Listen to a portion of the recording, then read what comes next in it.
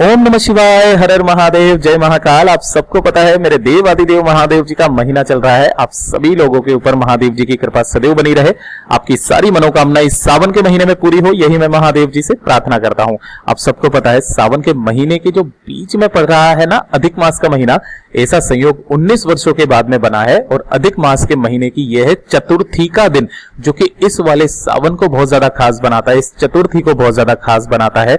मात्र आपको 3 शमी के पत्ते से एक उपाय करना होगा। आपके जीवन में बल, बुद्धि, विद्या, धन, आपकी कामना पूर्ति जो होगा वो सब कुछ आपको मिलेगा। जितनी भी माताएं बहनें मेरी इस वीडियो को सुन रही हैं, देख रही हैं, इस वाले उपाय को जरूर कीजिएगा। जो मांगोगे वो सब कुछ मिलेगा।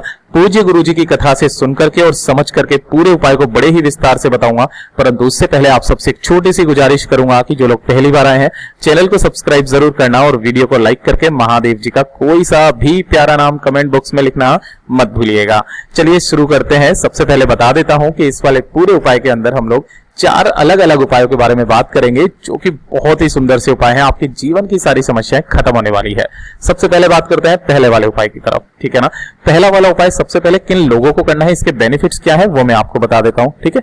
देखिए ध्यान से, ये जो पहला वाला उपाय है उन लोगों के लिए है, अगर आपके घर में आपका बच्चा है जो कि थोड़ा सा पढ़ाई लिखाई में उसकी बुद्धि नहीं चलती है या फिर उसे याद नहीं रहता है, तो इस वाले एक उपाय से आपको बल, बुद्धि, विद्या और साथ ही साथ धन की प्राप्ति होने वाली है।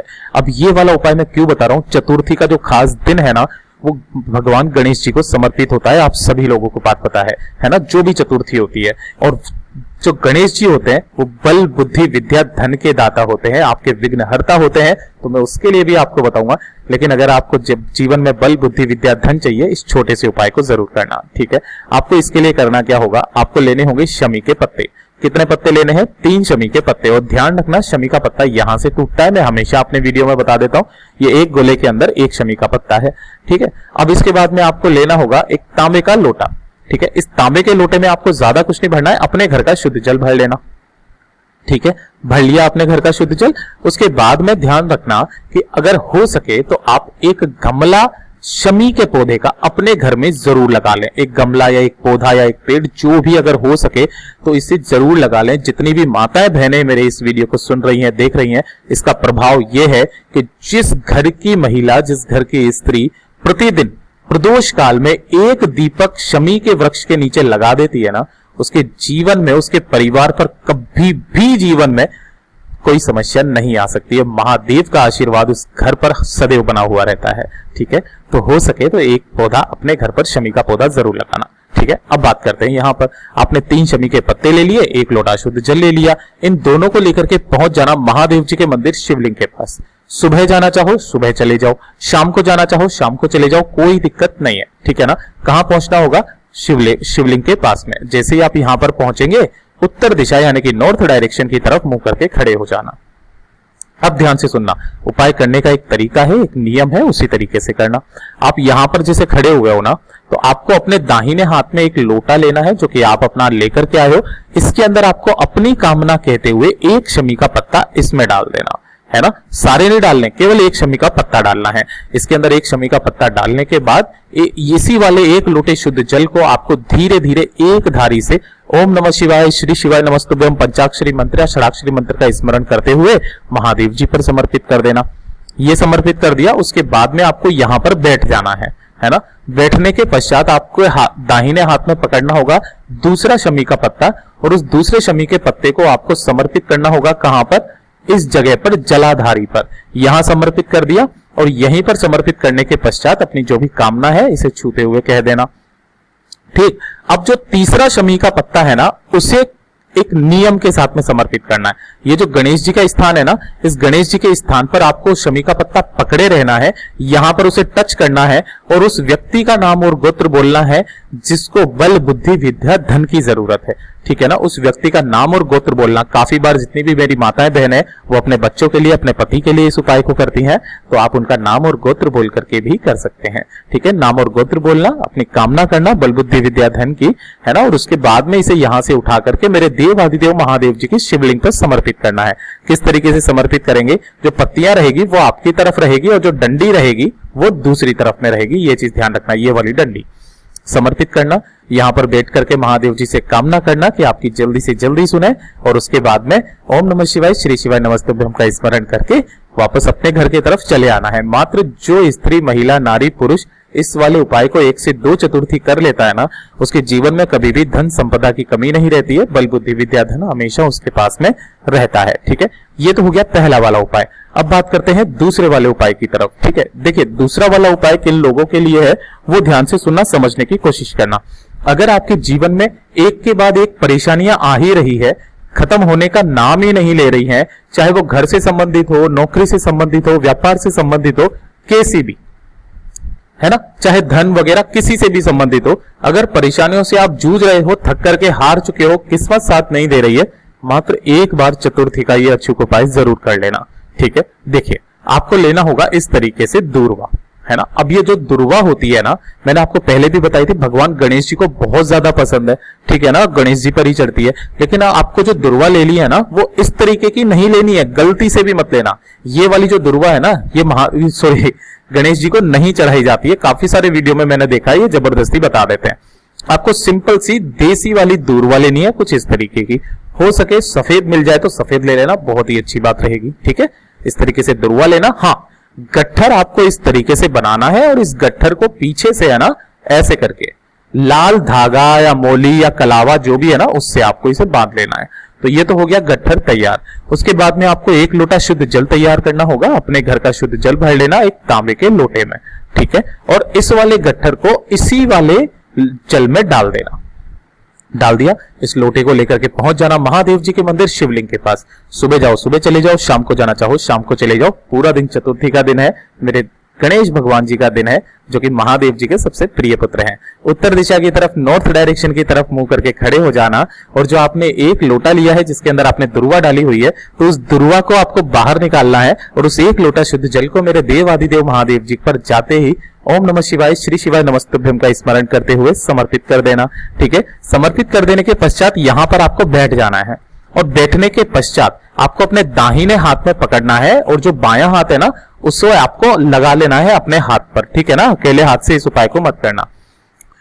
अब ये वाला जो स्थान होता है ना, ये होता है गणेश जी का स्थान। यहां पर आपको उस दुर्वा के गट्ठर को टच करवाना है ना, और टच करवा करके आपको एक मंत्र का स्मरण करना है, ओम गंग गणपतये नमः।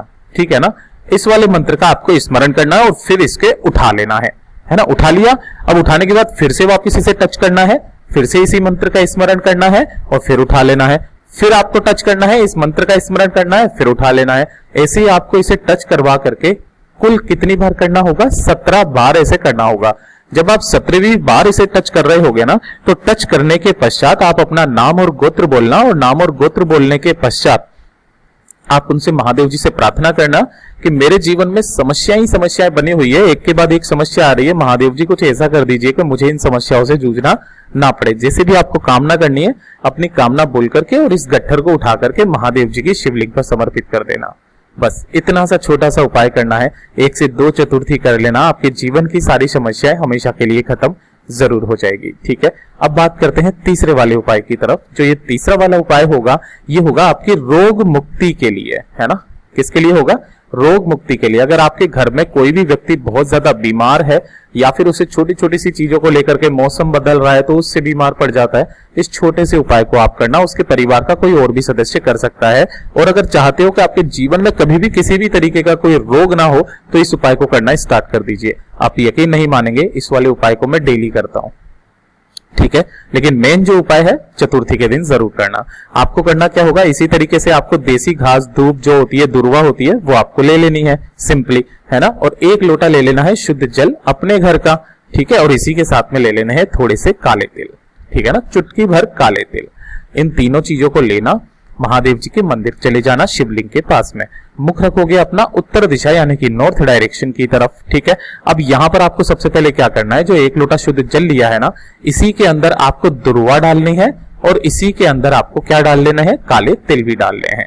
ठीक है ना, इसे डाल लेना, काले तिल भी ये डाल लिए। अब इसी 1 लोटे को शुद्ध जल को आपको समर्पित करना होगा शिवलिंग के ऊपर। क्रम ध्यान रखना, सबसे पहले थोड़ा सा जल गणेश जी के स्थान पर, फिर कार्तिकेय जी के स्थान पर, फिर माता अशोक सुंदरी के स्थान पर, फिर माता रानी के हस्त कमल पर ऐसे गोल घुमाते हुए आपको महादेव जी के शिवलिंग पर इस जल को समर्पित कर देना है। ओम नमः शिवाय, श्री शिवाय नमस्तुभ्यम का स्मरण करते हुए जब ये जल बहता बहता जलाधारी से नीचे की तरफ आएगा ना, चाहे कितना भी जल इकट्ठा हो जाए, यहां पर आपको इस जल को एकत्रित करना है, इकट्ठा करना है उसी वाले लोटे के पास में, है ना। यहां पर 2 मिनट बैठना। अगर आप अपने खुद के लिए कर रहे हो तो अपना नाम और गोत्र बोल देना, ठीक है। और अगर आप परिवार के किसी सदस्य के लिए कर रहे हो जो बीमार रहता है, उसका नाम और गोत्र बोल करके महादेव जी से कामना करना कि वो जल्दी से जल्दी स्वस्थ हो जाए, या फिर हमारे परिवार के अंदर किसी भी तरीके का कोई बड़ा रोग ना हो, ठीक है। ऐसा करना और इस वाले जल को उठा करके अपने घर की तरफ चले जाना, ठीक है ना। इस वाले जल को आपको अपने पूरे घर में जितने भी व्यक्ति है ना, सबको आचमन करा देना है, सबको आचमन करा देना। देखिएगा आपके जीवन में कभी कोई भारी रोग नहीं होगा, और जिसे भी छोटा मोटा रोग होगा ना, वो भी पूरा खत्म जरूर हो जाएगा। देखिए चौथा वाला उपाय किन लोगों के लिए है? हर कोई चाहता है कि उसके जीवन में वो उसका खुद का अपना एक घर हो, ठीक है ना, जिसके अंदर वो अपने परिवार के साथ बहुत प्यार से रहे। अगर आपको भी अपने खुद का घर लेने की बहुत ज्यादा इच्छा है, बहुत ज्यादा मन है, तो चतुर्थी का इस वाले उपाय को मत चूकिएगा। जब भी किसी भी महीने की कोई चतुर्थी आ जाए तो उस चतुर्थी के दिन भगवान गणेश जी के मंदिर में जाना, जो भी आपको पूजा अर्चना करनी है वो पूजा अर्चना आप करना। रिद्धि सिद्धि के दाता हैं, ये विघ्न हरता है, ये सारी मनोकामनाएं आपकी पूरी करेंगे। यहाँ पहुंचने के बाद आपको करना क्या होगा, जो एक मंत्र होता है श्री महागणेश पंचरत्नम, इसका हर चतुर्थी के दिन जो व्यक्ति जाकर के पाठ कर लेता है ना गणेश जी के मंदिर में, सुबह या शाम कभी भी, है ना, बहुत जल्दी योग बनते हैं कि उसका खुद का घर, उसकी खुद के घर की छत उसके सिर पर आ जाती है। पूज्य गुरु जी के ये सभी उपाय बहुत ही ज्यादा खास और अचूके जरूर कीजिएगा। वीडियो अगर पसंद आए तो लाइक जरूर करना, चैनल को सब्सक्राइब जरूर कीजिएगा।